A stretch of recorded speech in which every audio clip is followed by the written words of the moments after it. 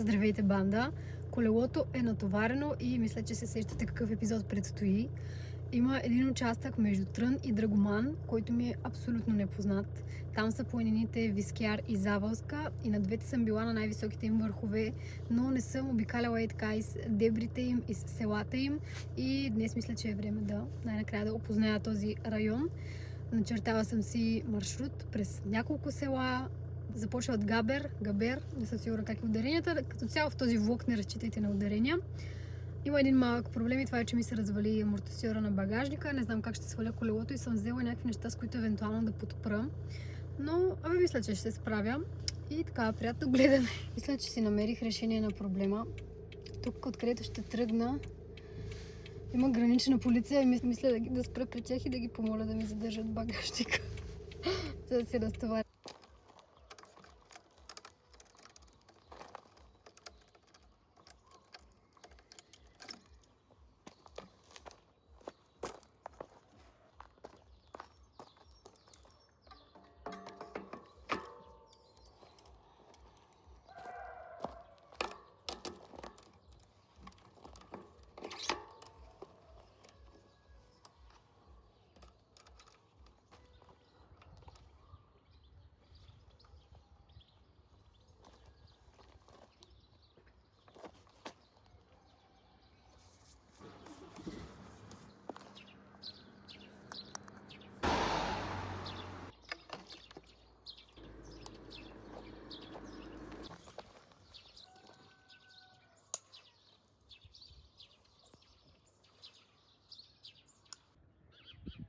Вижте в какъв хубав час започва моето приключение от село Габер и първото село, през което ще мина е Владиславци. Добре, че имаше. Спрях при граничарите и ги помолих да ми задържат багажник, за да мога да се сваля колелото. И теглям. Планините, през които ще се движа, ще бъдат Вискяр планина, Завълска планина и горе-долу по средата на маршрута, при село Проданча, ще бъда и на границата на Гребен планина. Така че около 3 планини ще се повозя днес. И ще мина през село Круша. Имаше и едно друго много яко село, Чукозвер, през което ми се щеше да мина, обаче както и да го чертаях, някакси не ми се връзваше да завъртя там маршрут. Но някой друг ден ще му дойде време и на Чукозвер. Там отдясно, чакайте. Ще спра, за да ви посоча. Ето там. Ето тази планина. Ето тази. Е Гребен планина. А ето там снежното, което се показва, сега ще приближа към него, е Руи. Температурата, поне където оставих колата, е 10 градуса. Първите дни на март месец е. Времето е просто приказно. И се радвам, че сте с мен на това приключение. Обувките, както винаги, са боси. Никога не изневерявам на босите обувки, освен с сноуборда и алпийските котки, разбира се. Там просто няма как.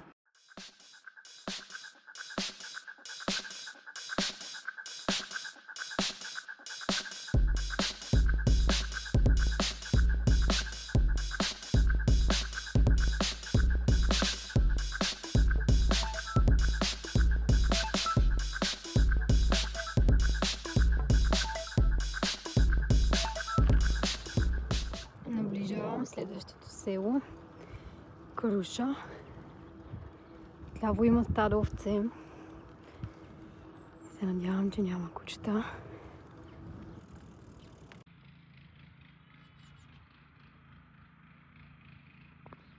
Горе има човек. Така че се надявам, ако има кучета, да си ги викне. И да, стискате палци за моето преминаване.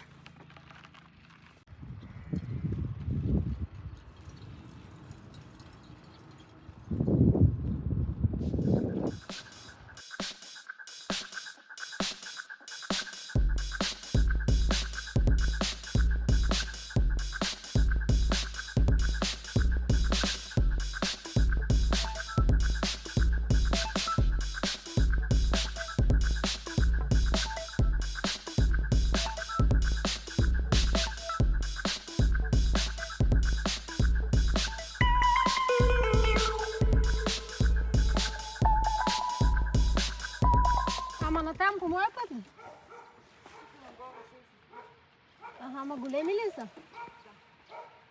Моите са затворени. Повечето вашите са затворени. Преди малко мина една жена от Буръска.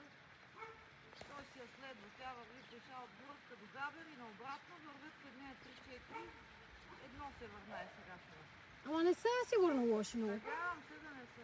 Добре, много благодаря. Мен специално не съм, ама аз не съм ходила така нагоре по Буръска. Да. Добре, мерси много. Една изключително любезна жена ме предупреди, че има кучета. Пуснати, големи. Из селото.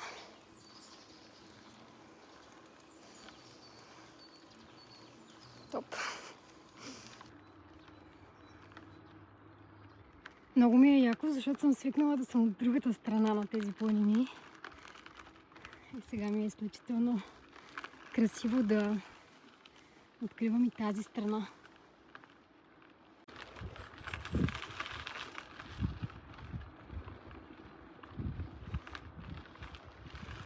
Шансът да оцеля ударението е още по-малък, затова няма да ви го произнасям.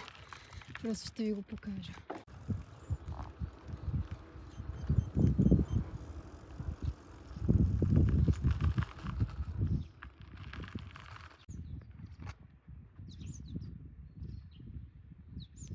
Тук има кученце, на което обаче изглежда, че аз му преча.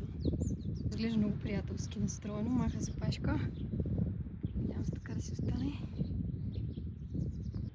От тук продължавам посока Врабча. И там ще имам разклон към Проданча. А после ще се прибера по другия път. Доколкото виждах, през самото Проданча има вариант да се стигне към Горно село, но на картата е само пунктирна линия. Та ще видим дали ще ми се получи номера, но ще се опитам поне. Тръгвам, защото един човек ме гледа странно от няколко къщи по-надолу.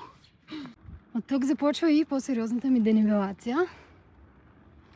Предстои ми скачване. Ето профила.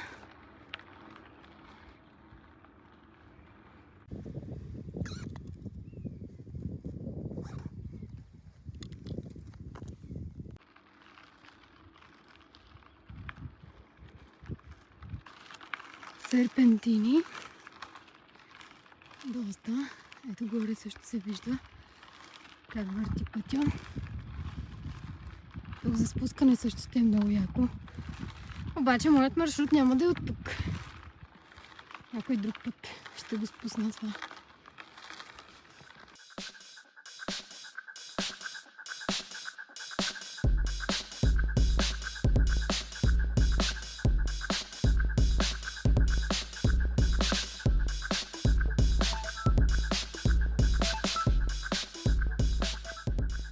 Вижте каква гледка към Руи.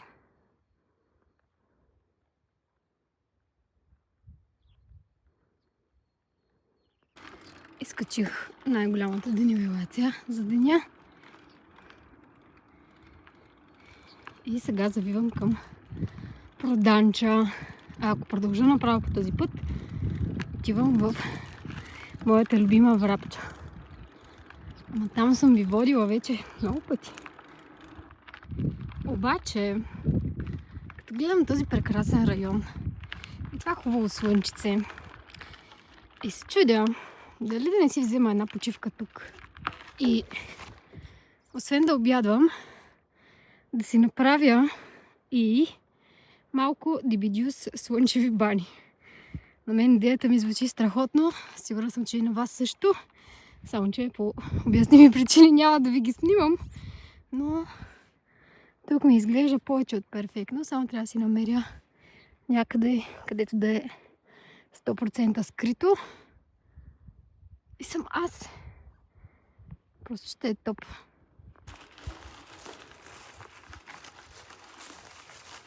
Някъде ейно там ще да е моето кътче.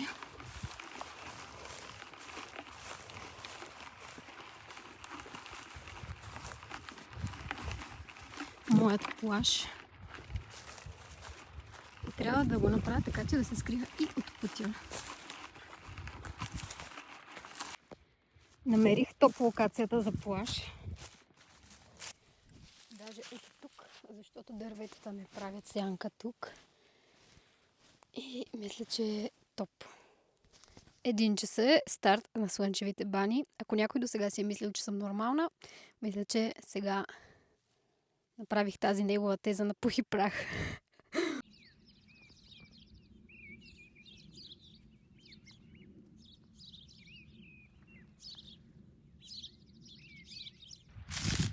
Айде стига толкова, обличам се и ще обядвам.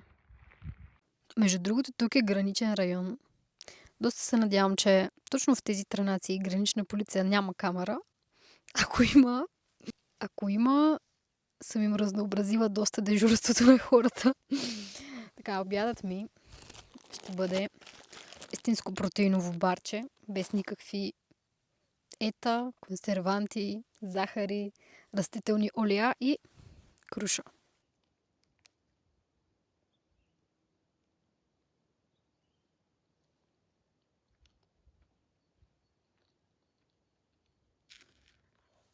Аз се поседях.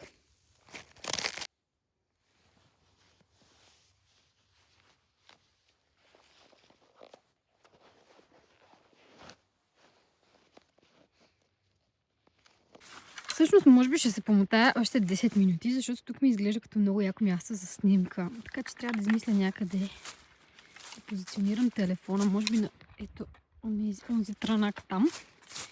И ще бъде моят оператор за снимка.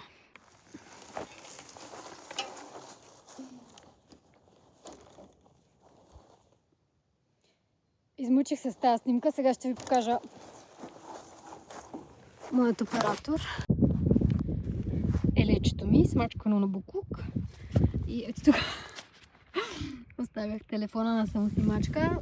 Значи не ме е срам, ако гранична полиция са ме видяли на камерите, ако имат камери. Но определено би ме било срам колко пъти се мъчих да направя някаква читава снимка. Но, мисля, че стана. Тръгвам. Чакайте да кажа колко е часа, как се движа. Сега имам спускане, после имам още качване обаче. Сега следва много яко спускане към Проданча. Старт на готиното пускане. Ще се видим с вас долу, защото искам да му се насладя и да не снимам. Прибирам телефона. Чакайте, че тях да падна. Добре дошли в село Проданча.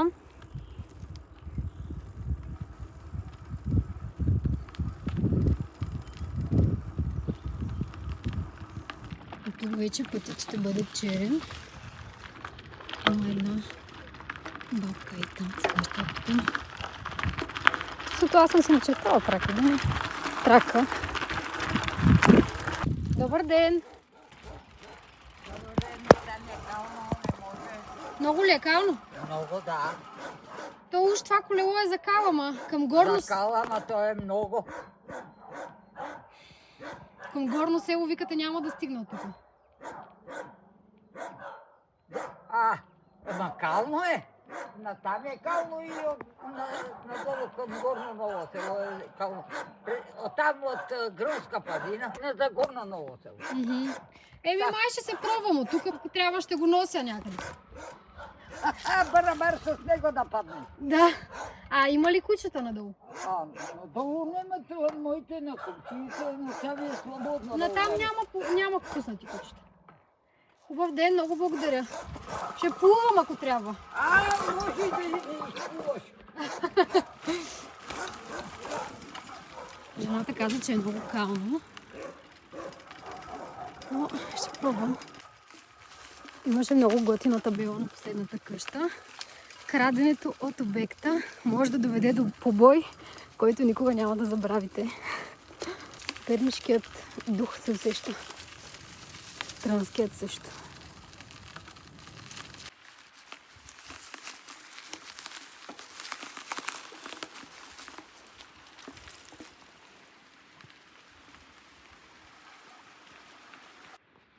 Тук ще бутам. Не съм достатъчно напреднала, че да го карам това. Знам, че за някои хора ще е детска игра. Но аз съм един изключителен аматьор. Така че ще го бутам през тези коловози.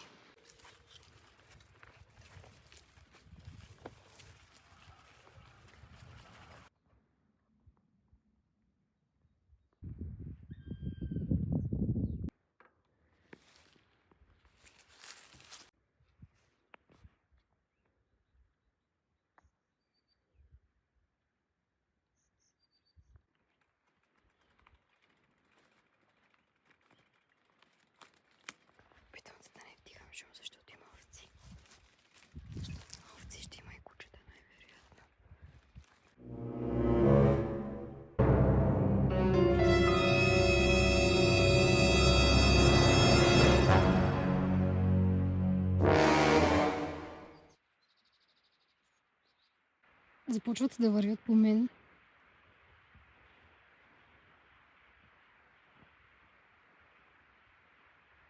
И това не ми е особено приятно. Гледайте сега. Тук изглежда като пътя да е натам, обаче е изключително ураснал, а тези симпатяги продължават да ме притискат. Да,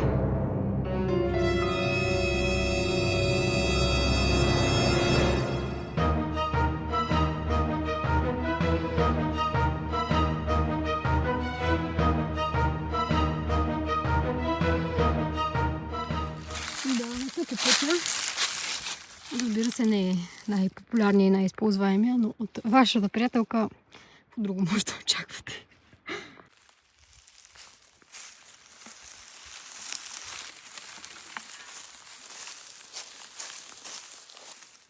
Тук вече мога да карам, само трябва да си пазя главата от трените.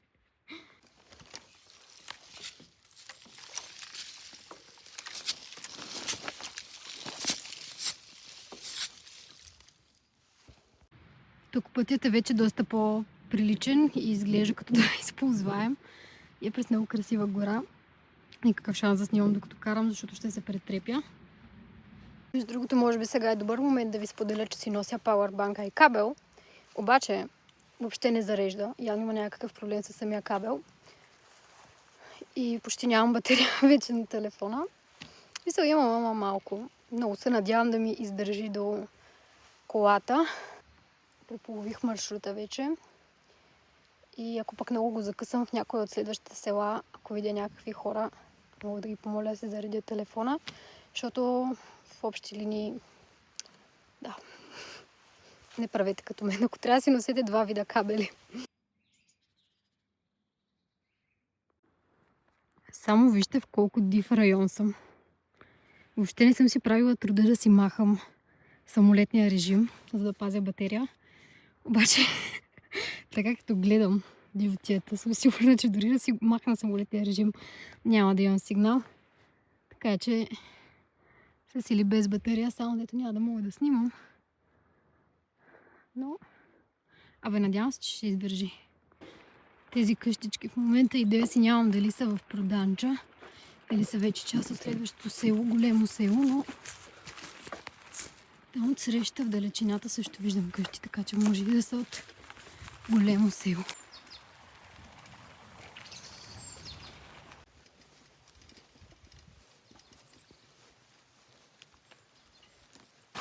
Значи с колелото прекосявам реки всякакви и изглежда като да съм вече в следващото село.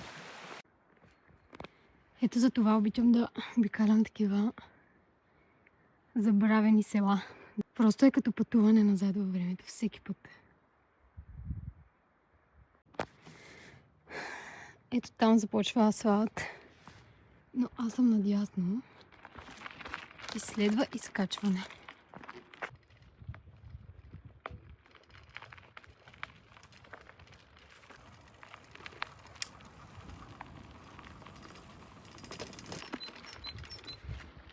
Това е селскостопанска сграда, горе чуват се животни.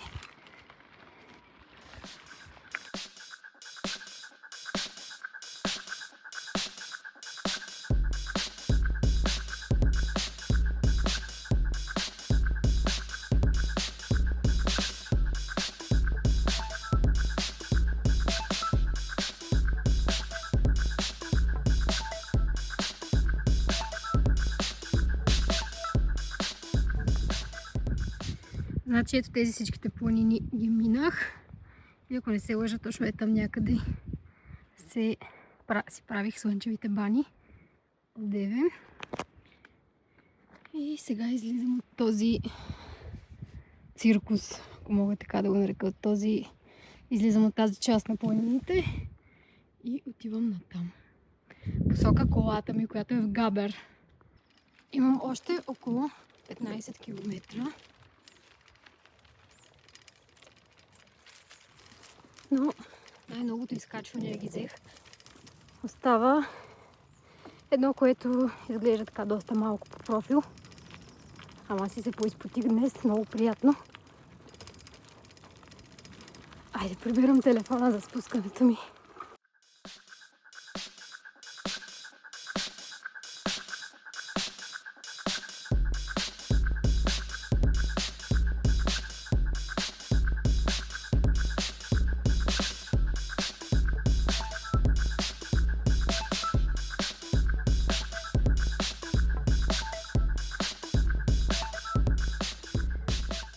Тук имам страхотна гледка към Петровски кръст над Драгоман във връхчето. Сега ще приближа към него. Ето го.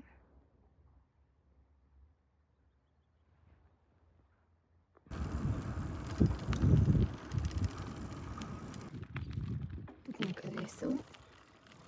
Я да видим табелите.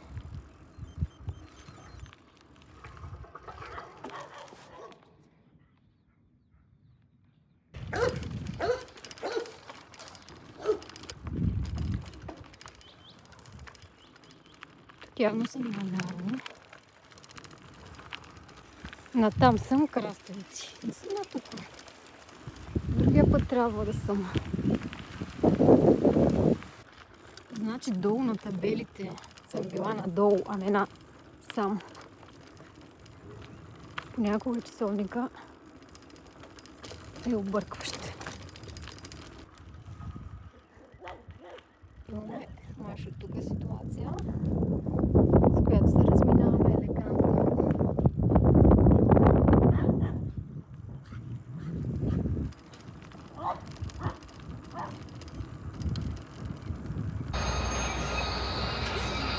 Някакъв филм на ужасите съм хора.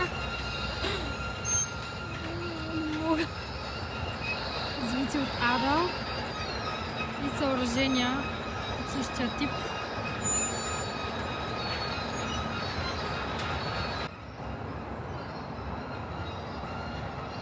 Тръгвам, че идва и багер.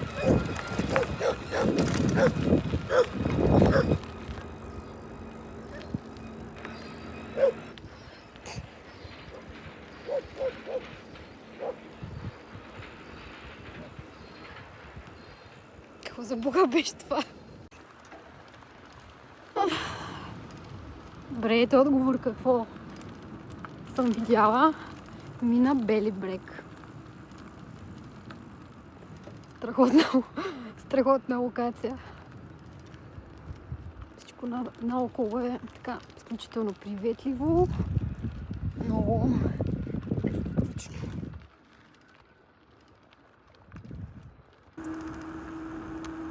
Дами и господа, приключението завършва успешно. Надявам се пак да има гранична полиция при колата ми, за да ми помогнат отново с багажника, защото село Габер. Така, 38 км, 4 часа. Качването е 770 метра. Така, обаче, проблемът е, че няма гранична полиция, които да ми помогнат с моя багажник. И ще трябва сама някакси да се оправя. Може би е добра идея да си остана с каската.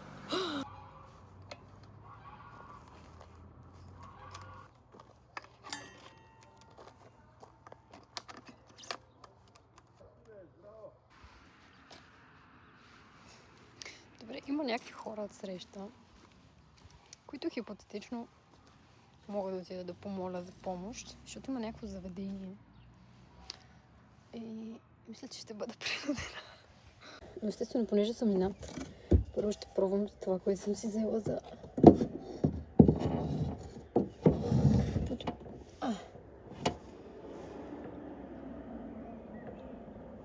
Okay. Както казах, добре, че съм с каска.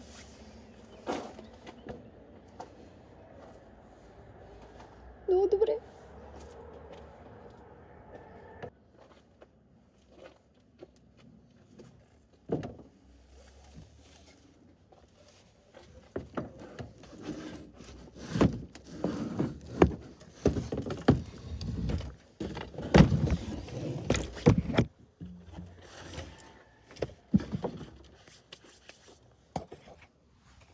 Че успях. Само и тук се ще оправя кормилото.